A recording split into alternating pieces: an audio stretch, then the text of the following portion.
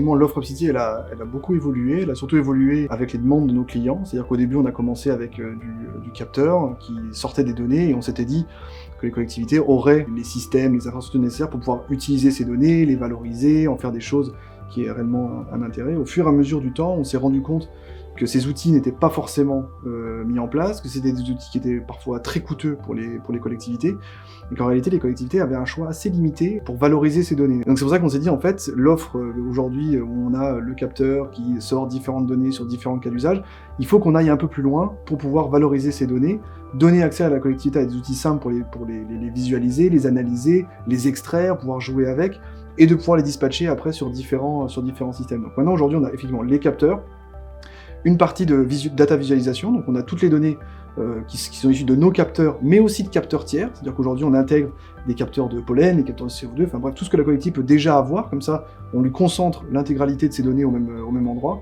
et ensuite on a une brique API qui lui permet de dispatcher ces données sur n'importe quelle solution logicielle, que ce soit de l'application mobile qui aurait déjà été déployée dans la ville, que ce soit un système d'information géographique. Ça lui permet de pouvoir vraiment jouer sur ces données-là et de pouvoir aussi, en fonction de la réalité de l'environnement, un chantier, une modification dans la ville, de pouvoir le faire elle-même et d'avoir vraiment la main sur ces données et sur la façon dont elle les valorise.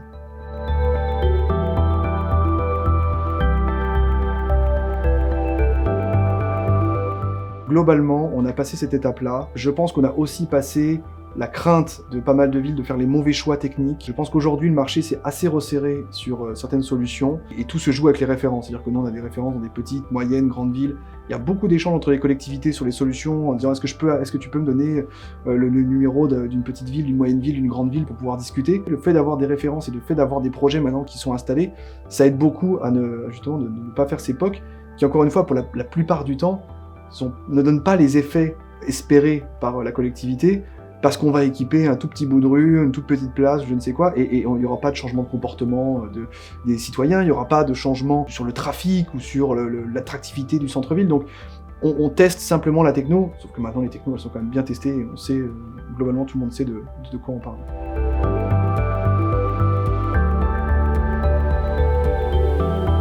Il faut être ambitieux, mais il ne faut pas l'être trop.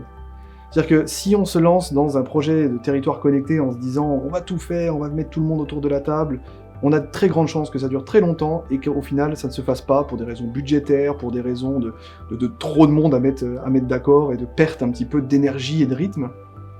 Donc il faut avoir la capacité de pouvoir déployer des sujets cas d'usage par cas d'usage. Quand on a un vrai sujet, un problème politique, c'est-à-dire je veux améliorer l'attractivité de mon centre-ville, je veux favoriser le report modal, quand il y a un sujet comme celui-là, il faut aller dessus, le prendre, ce sujet, mettre les gens qui sont intéressés autour de la table et y aller.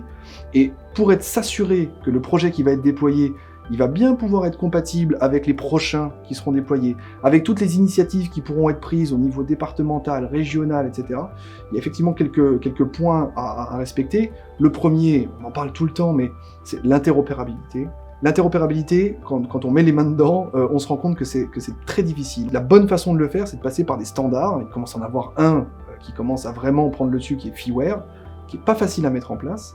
Mais par contre, quand on a deux systèmes qui sont compatibles avec Feeware, les choses elles deviennent d'une simplicité enfantine. Le deuxième, c'est les API, donc c'est lié à Feeware, c'est-à-dire il faut bien les envoyer, ces données, il faut avoir la capacité de pouvoir les envoyer sur une solution logicielle, de changer le format, de pouvoir changer la sécurité, parce que la sécurité va évoluer avec le temps. Et puis le dernier point, c'est un sujet souveraineté, c'est de s'assurer que tout ce qu'on a déployé, un jour, pas que c'est maintenant, mais un jour, il faudra avoir la capacité de pouvoir le mettre dans une infrastructure qui sera gérée par une entité publique. Donc que ce soit le département, un syndicat numérique, une région, ou je ne sais quoi, mais à un moment donné, on ne pourra plus faire l'économie de ne pas s'intéresser à ce sujet-là. Nous, on le voit dans beaucoup de pays où on ne peut rien déployer si on n'installe pas tout le back-end dans ce pays-là. Donc on va arriver à ces solutions-là, et si jamais on déploie une solution Smart City, et au bout de 2-3 ans, on dit bah maintenant, allez, on passe tout sur le data center de la région ou du département, et qu'en réalité on ne peut pas le faire, et ben tout ça ce sera perdu. Ou alors ça va être des coûts de développement et ça sera du temps perdu. Et ça, je pense que on peut plus se permettre aujourd'hui de prendre ces risques-là et de perdre ce temps-là. Donc je dirais API, interopérabilité et capacité de souveraineté. Pas forcément souveraineté à l'instant T, mais capacité certaine de souveraineté.